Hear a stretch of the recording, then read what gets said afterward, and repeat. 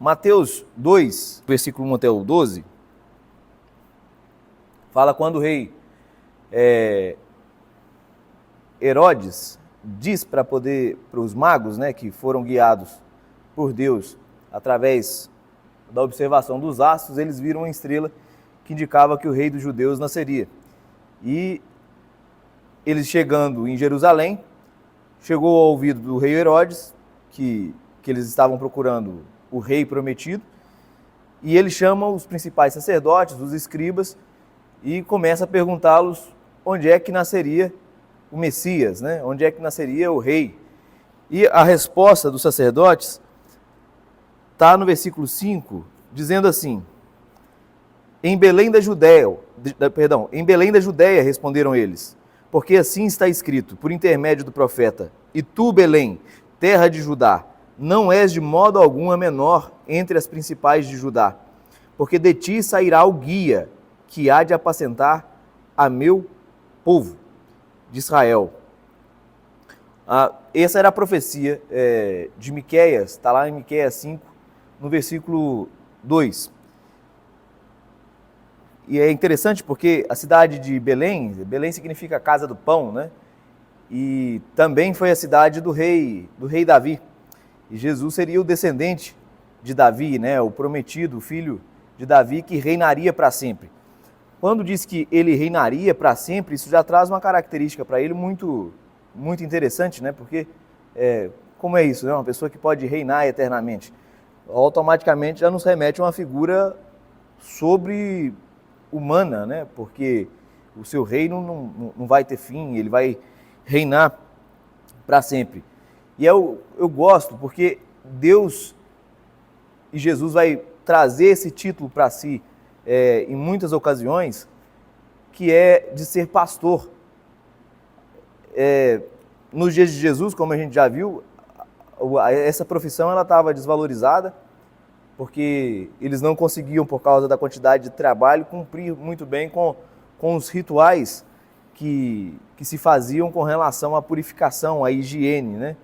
Eles não conseguiam lavar as mãos a quantidade de vezes por dia que deveria as mãos serem lavadas, enfim. Então eles eram considerados como pessoas inferiores. No entanto, se você se lembrar, Davi, o rei Davi também ele foi pastor, né?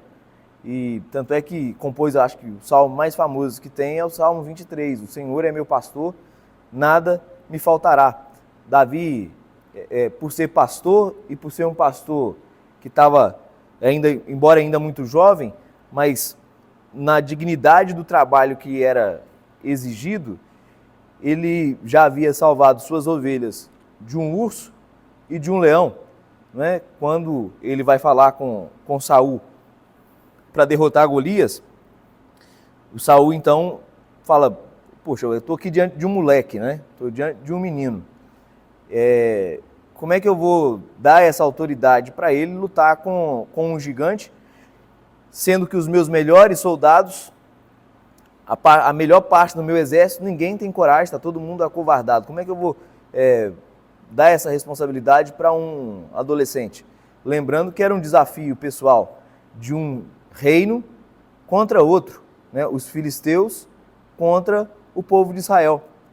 Se nesse desafio alguém ganhasse, né, automaticamente o domínio, a vitória, o domínio, o território, essas coisas viriam para o vencedor.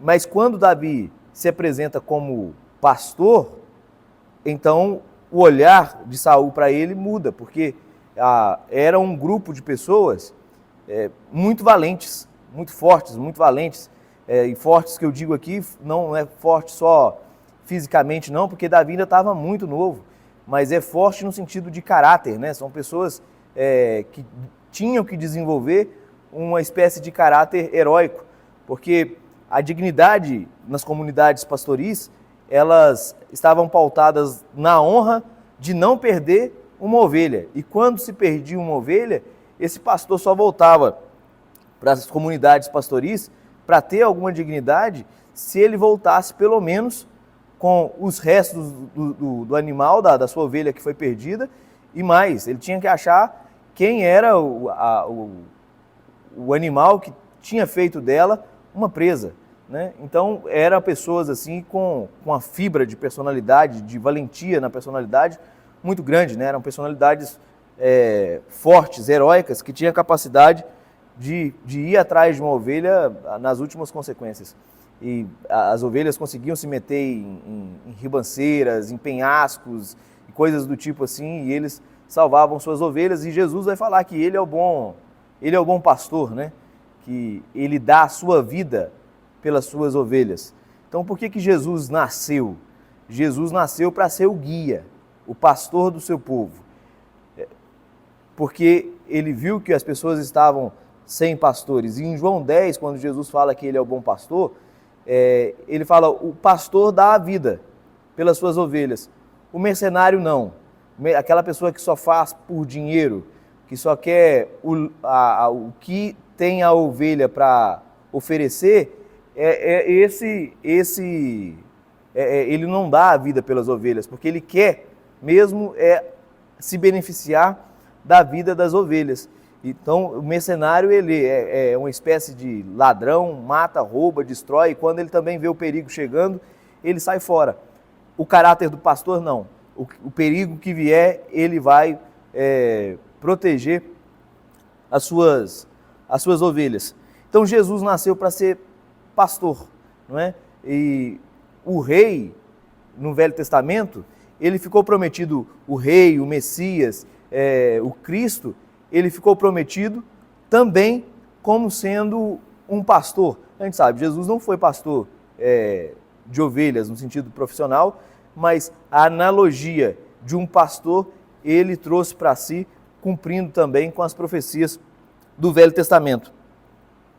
Em Mateus, no capítulo 9,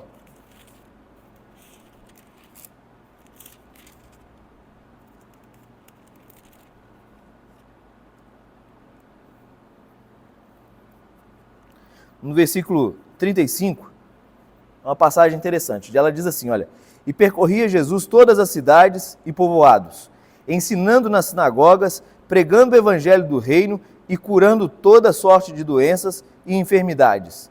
Vendo ele as multidões, compadeceu-se delas, porque estavam aflitas e exaustas, como ovelhas que não têm pastor. E então se dirigiu a seus discípulos, dizendo, a seara, na verdade, é grande, mas os trabalhadores são poucos. Rogai, pois, ao Senhor da seara que mande trabalhadores para a sua seara. Jesus se compadeceu das multidões, e é interessante a palavra compaixão ali, quando a compaixão que Jesus sente, porque é uma espécie de abalo que sai lá de dentro das entranhas, é uma espécie de dor, pela dor das pessoas, muito forte. E isso é compaixão, né? É se compadecer com a miséria, se fazer comparticipe, né? da miséria do próximo, ao ponto de sentir essa dor. E aí, Jesus se compadece das multidões porque elas estavam aflitas e exaustas, né? Elas estavam tão já abatidas, com tanto peso sobre elas, que elas já tinham chegado ao estado de exaustão para perder a esperança.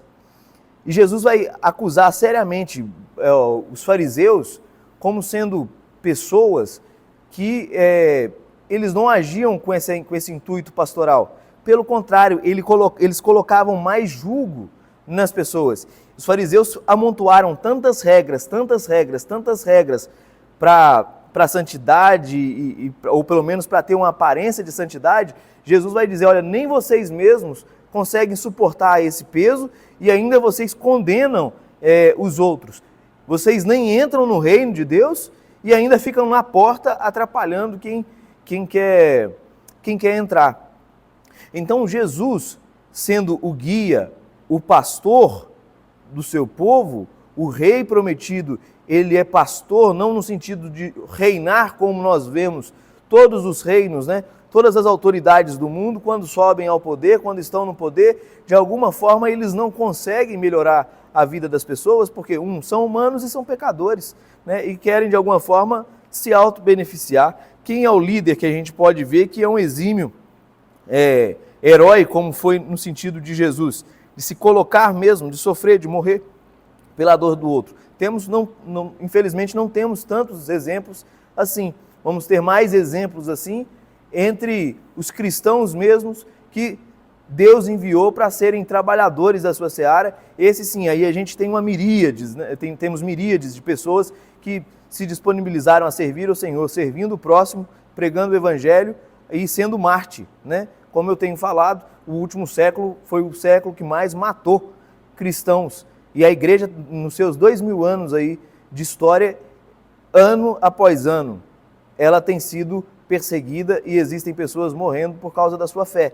Essas pessoas que não abrem mão, que têm compartilhado, têm bebido, têm se fortalecido em Cristo Jesus, por isso tem essas personalidades que não estão abatidas nem mesmo com a morte, enfrentam a morte com o peito aberto, porque sabem, reconhecem aquilo que Deus fez para elas em Cristo.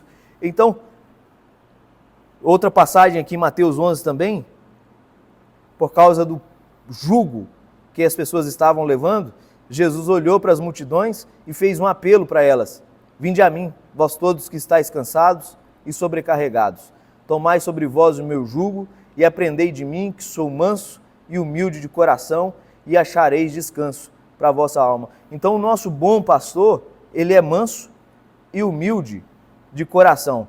Aprender do nosso pastor, levar esse jugo sobre a nossa vida, que é aprender a viver com Jesus, é receber da graça de Jesus, esse pastor, ele traz descanso para a nossa alma. Se nós não tivermos o descanso que o bom pastor nos dá, tudo que a gente pensa ser descanso, e eu repito o que eu disse em devocionais atrás, tudo que a gente pensa que vai nos dar conforto, que vai ser bom para nós, aquilo é passageiro e não nos dá conforto de fato, né? Não segura o conforto, o luxo, o descanso que precisamos. Mas em Jesus nós encontramos o descanso. Você pode ter um colchão ruim para dormir, né? Você pode ter um travesseiro ruim. Se a sua alma encontrou descanso em Jesus, se Jesus é o seu pastor, então mesmo com aquela cama ruim, você tem o descanso essencial para enfrentar as outras dificuldades da vida. Então, meu amigo, minha amiga, que está cansado e sobrecarregado, que está fadigado, eu oro no nome santo de Jesus para que você receba descanso da parte de Deus, para que você coloque os seus olhos no autor e consumador da sua fé, do nosso herói, Jesus, que não nos apacentou de longe, que não fugiu quando viu ver o perigo se aproximando nas nossas vidas. Quando o lobo se aproxima das nossas vidas, lá está o nosso bom pastor, assentado à direita de Deus Pai, intercedendo, intermediando, trazendo socorro, trazendo livramento. Nós sabemos que muitas são as aflições do justo, Senhor, mas que o Senhor nos livra de todas. Pai Celestial, venha ao encontro mesmo desse coração, desse meu irmão, dessa minha irmã, que hoje, embora tenha acordado ainda há pouco, já acordou cansado, exausto, fadigado, atribulado, com tantas dificuldades, com tantos estresses que a vida possa estar lhe trazendo. Mas Deus, o Senhor é a sua força, a força deles, o Senhor é a força do coração deles. Levanta eles nesse dia, Deus, em nome de Jesus, para andarem dentro de um ritmo, com a força, com passos diferentes. Enche o coração dos meus irmãos com alegria, a alegria da salvação que traz repouso e descanso para as nossas almas.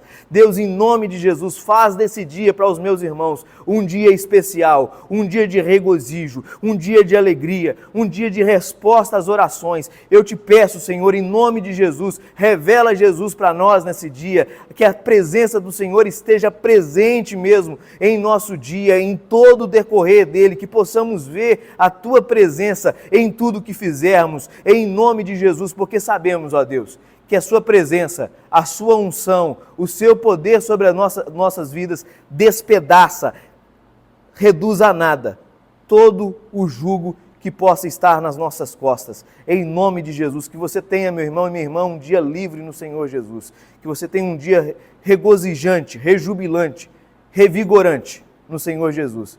Que o Senhor volte a tratar conosco com fervor e nos maravilhar com a glória dele. Em nome de Jesus.